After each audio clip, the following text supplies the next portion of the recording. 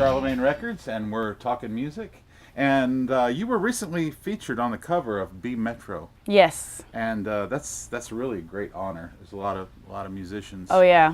who When would I love to do that. when I first moved to this town, B Metro was one of the first magazines I knew of, and I was telling myself, after I saw the music issue, I want to be on there one day. I want to be featured. And then I walked into the studio that day, and they're like, "You're gonna be the cover girl." So I had no idea. Right. Like I just thought I was gonna be like a page in the book, and Yeah. yeah. Oh, that was exciting, and you did some great photos. Thank you, Those were really good. Who did them? Lisa. Lisa Cole. Yeah, Lisa Cole she's did a great job. She's awesome. She is awesome. And I was reading that you actually moved to Birmingham through your own volition. You actually decided to move here. A lot of people wind up in Alabama accidentally, but you actually chose to be right here in Birmingham, Alabama. I did, yes. Well, mostly because I grew up in New York, starkly different. But I was born in the Philippines, so I didn't grow up with a whole like North versus South thing. Everything was just a learning experience for me. Right. Blank slate. Didn't know anything about American culture. And I just always loved to travel because I've been doing it at such a young age. And so I first moved to Miami. Didn't really jive with the scene over there. I was really young too. Moved to the West Coast because I thought that's what I wanted to do. Had that experience, decided that music scene wasn't for me, so then I traveled to the South where all the soul was. And You hear that, people? All the soul is, is in the South. This is the birthplace. Yes, thank you. And it really is. Yeah, it's funny, people don't realize that, people from like the UK try and sound like these soul singers from Alabama, and this is where you need to go. You have joined a great band of brothers and sisters from Alabama, great musicians. I'm sure you already know Nat King Cole, Hank Williams, Big Mama Thornton, of course, St. Paul and the Broken Bones, and all Alabama Shakes, all of our friends in those bands. So you joined a great scene. Yeah, I agree. Really, you did really well with that. Speaking of traveling, you just went to Amsterdam, did you not? I did. How was that? Yeah, I went over the summer. It was awesome. Was it great? What was the you were there for Twitch.com, was that? Yeah, Twitch.tv. Did some videos and stuff? Yeah, so we were streaming. It was about 20 or so other streamers, mostly from Europe, a few of us from the US. And we met up at this B&B and just made music all week long, and we're streaming on the front page of Twitch for charity. Yeah, I saw that. That was great. We were there for that, right. But we had some fun expeditions along the way. Yeah, so absolutely. Amsterdam was one of them, because it was a train ride away. Yeah, you got to have some fun while you're in Amsterdam. Are you planning on doing any traveling in the new year in 2019? Is anything you have a tour or anything lined up, or? Not a tour yet. I'm actually working on putting out a full-length album. You anticipated my next question, because that's what I was going to ask you. So what's the status of that right now? Are you recording and right now is kind of the writing process. Pre-production sort of. Yeah, I've been trying to collect some tracks here and there. I record at my house, so I can really track whenever I want. But it's you've got a great setup. Thank you. I want to say to all the musicians around this, if you want to see how it's done correctly, look and see what Raquel has done. She's got her guitar and microphones and her whole setup there, and she can just broadcast to the world, and it's incredible. And it's great, and I like watching all your. I really like watching just you play guitar. Like, your band is fantastic.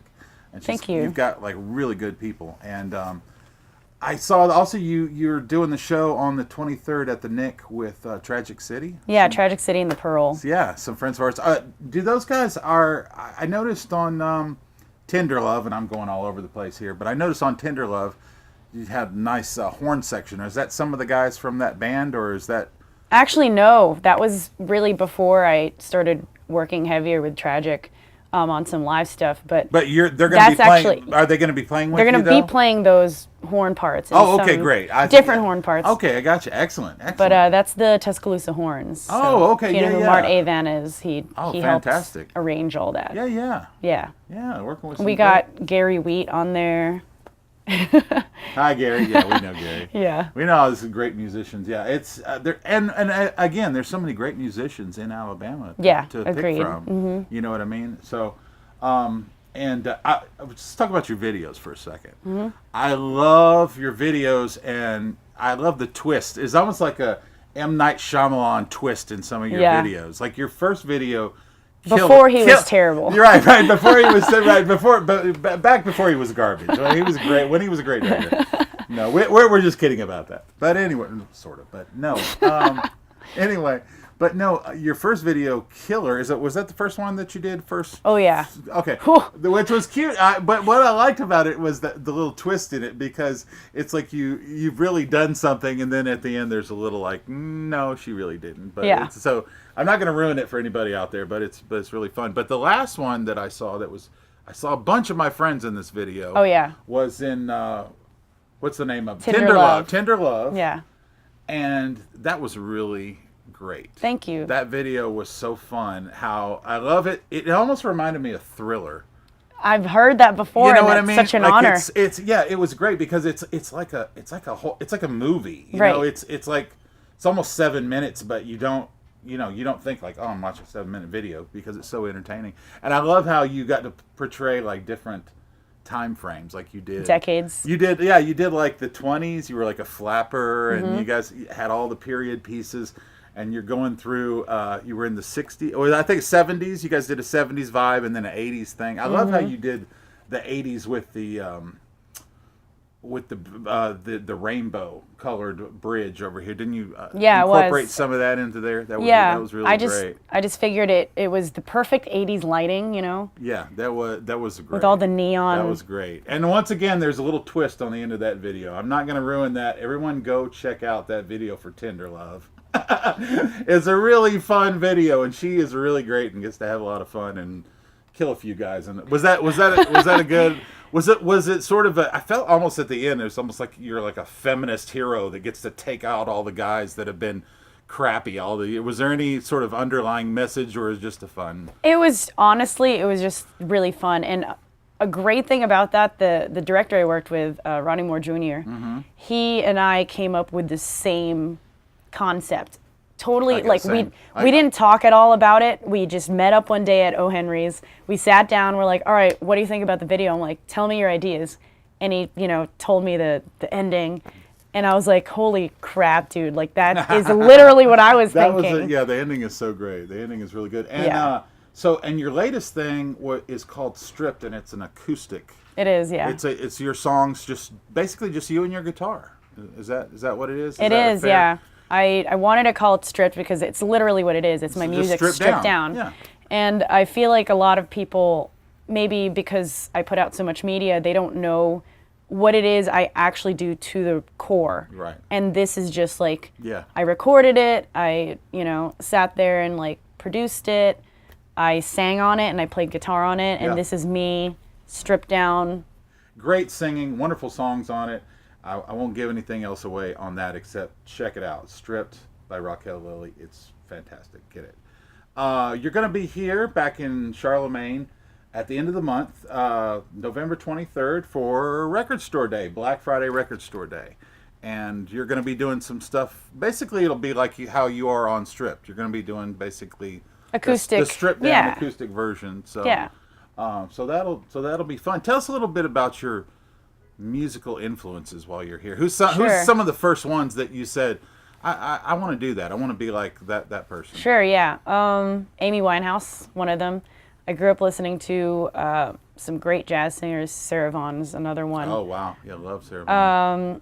But I also, just songwriting-wise, I was obsessed with the Beatles from the age of 9. So I started writing songs around 13, and really they're the reason why I picked up a guitar. So, my sister from another mother, ladies and gentlemen. I'm obsessed with the Beatles. I'm the same way. Man. I'm also glad that you brought up the Amy Winehouse thing, because I was describing you to someone, and I said, well, she's what Amy Winehouse would be if she was well adjusted.